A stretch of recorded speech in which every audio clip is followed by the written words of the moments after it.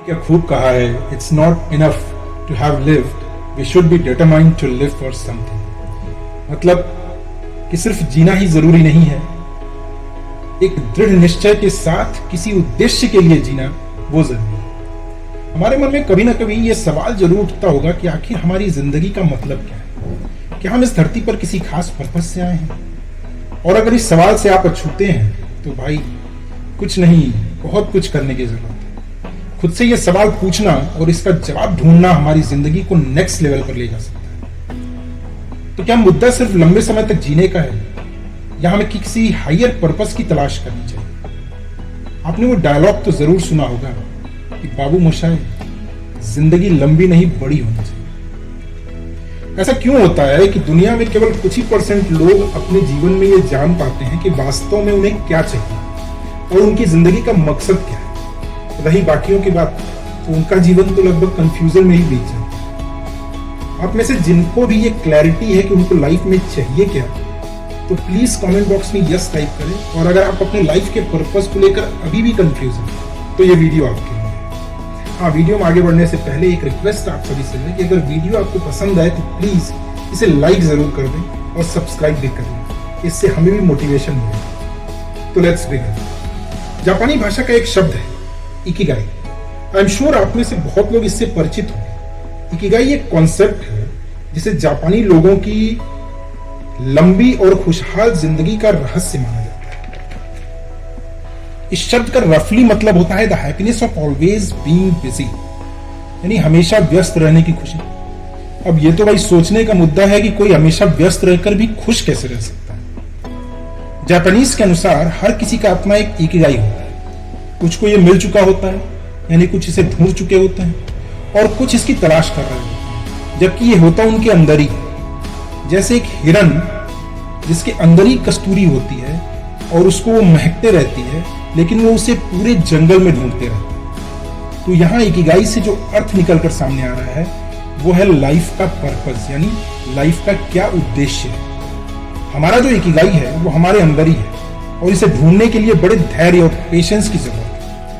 अगर हमारे जीवन में एक इकिगाई है यानी एक क्लियर पर्पस है तो ये हमें सेटिस्फैक्शन और खुशी देता है, और इससे ही हमें यह पता चलता है कि हमारे पैदा होने का भी कुछ मतलब है। जापानी कल्चर में हमें बहुत कुछ सीखने को मिलता है। जापान में रिटायर होने के बाद भी लोग काफी एक्टिव रहते हैं। इनफैक्ट बहुत से जापानीज तो कभी रिटायर ही नहीं होते। वे अपने पसंदीदा काम को तब तक करते रहते हैं जब तक कि उनका शरीर और उनकी हेल्थ इसकी इजाजत देता है।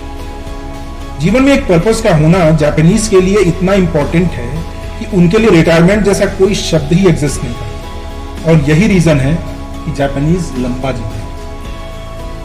वहीं अगर हम अपने देश की बात करें तो यहाँ 60 की उम्र में ही लोग अपने आप को बेकार समझ लेते हैं। वो रिटायर हो जाते हैं और रिटायर होने के बाद ही उनकी जो एक सोशल लाइफ होती है वो पूरी तरह से खत्म हो जाती है। उसके बाद वो एक एलिनेशन, एकांत की जिंदगी जीने लगते हैं।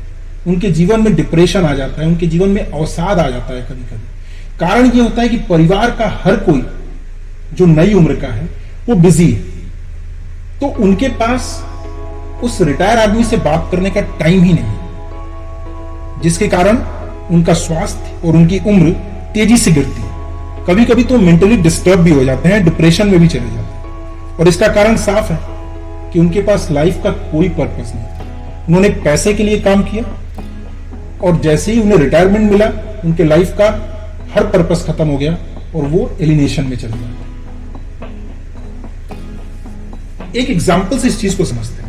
जापान में एक आइलैंड है ओकिनावा। यहां पर 100 से ऊपर जीने वालों का जो नंबर है वो वर्ल्ड एवरेज से भी ज्यादा है।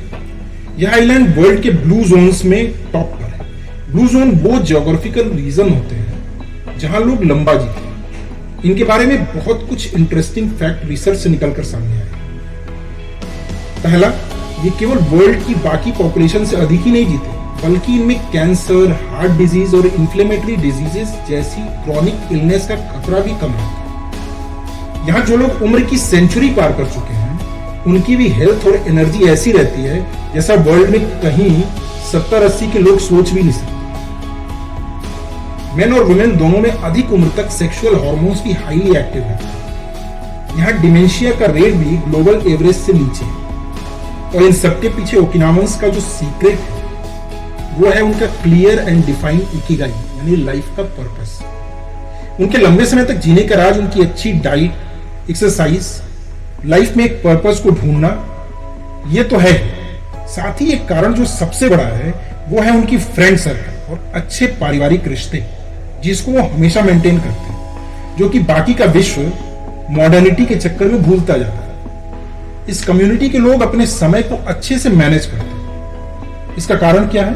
ताकि वो स्ट्रेस फ्री रह सके। मीट, प्रोसेस्ड फूड जैसे ये चिप्स वगैरह या डिब्बा बंद जो चीजें आती हैं, पैक्ड चीजें, अल्कोहल, इन सब का कंजम्पशन वो ना के बराबर करते हैं। हैवी एक्सरसाइज नहीं करते हैं जिससे उनके हार्ट पे असर ना पड़े, बल्कि इसकी जगह वो वॉक करते हैं। वो ड्राइव कम से कम करते हैं, वो वॉक करना पसंद करते हैं। जापान में एक कहावत है, हारा हाशिबु, और वे इस लाइन को खाने से पहले या खाने के बाद में जरूर दोहराते हैं। इस लाइन का मतलब होता है फिल योर बेली 80%। मतलब क्या है कि अपने पेट को 80% ही भरो। ऐसा नहीं कि खाने बैठे हैं तो मन भरने तक खाएं, पेट भरने तक नहीं, मन भरने तक। और हम इंडियंस आजकल कुछ ऐसा ही करते हैं, बिना मतलब का खाते हैं। अब पेट 80% भरा है, इसको मेजर करने का कोई साधन तो है नहीं, तो इसका एक सबसे अच्छा तरीका है कि हमें तब खाना बंद कर देना चाहिए जब हमें ये लगना शुरू हो कि हमारा पेट भर है। हम जो ये एक्स्ट्रा साइड डिशेज, स्नैक्स खाते हैं, हम भी अच्छी तरह जानते हैं कि हमें इसकी जरूरत नहीं है। ये सब खाना हमें थोड़ी देर की खुशी तो दे सकता है, पर इन्हें नहीं खाकर हम लंबे समय तक खुश रह सकते हैं। ओकिनावंस की लंबी और खुशहाल जिंदगी का राज एक और चीज में छुपा हुआ है। वहां लोकल कम्युनिटी के साथ क्लोज बॉन्ड होना एक ट्रेडिशन माना जाता है, जो सब लोग फॉलो करते हैं। यहां लोग एक दूसरे की देखभाल करते हैं। अगर ग्रुप या कम्युनिटी में किसी को फाइनेंशियल प्रॉब्लम भी होती है तो पूरी कम्युनिटी मिलकर इस समस्या का समाधान निकालती है। इससे हर इंडिविजुअल के पास एक सेंस ऑफ सिक्योरिटी होती है, जिससे उनकी लाइफ एक्सपेक्टेंसी बढ़ जाती है। अगर फाइनली हम बात करें तो ये ओकिनावा की कम्युनिटी हमें जीवन जीने का सही तरीका सिखाती है। ये सिखाती है कि कैसे एक पर्पस के साथ हम जीवन को लंबा व खुशहाल बना सकते हैं। ऐसा नहीं कि हम भारतीयों के समाज में इस चीज की कमी रही है। हमारा प्राचीन समाज भी इन्हीं वैल्यूज पर आधारित था। लेकिन जैसे जैसे हम मॉडर्निटी का चोला ओढ़ते जा रहे हैं, हम शारीरिक, मानसिक, सामाजिक और पारिवारिक रूप से कमजोर होते जा रहे हैं। हर किसी की जिम्मेदारी है कि वो इन वैल्यूज की रिस्पेक्ट करे, इन्हें अपने जीवन में उतारे और अपनी अगली पीढ़ी को इसे ट्रांसफर करे। इससे हमें खुशहाल, स्वस्थ और संपन्न समाज का निर्माण कर सके।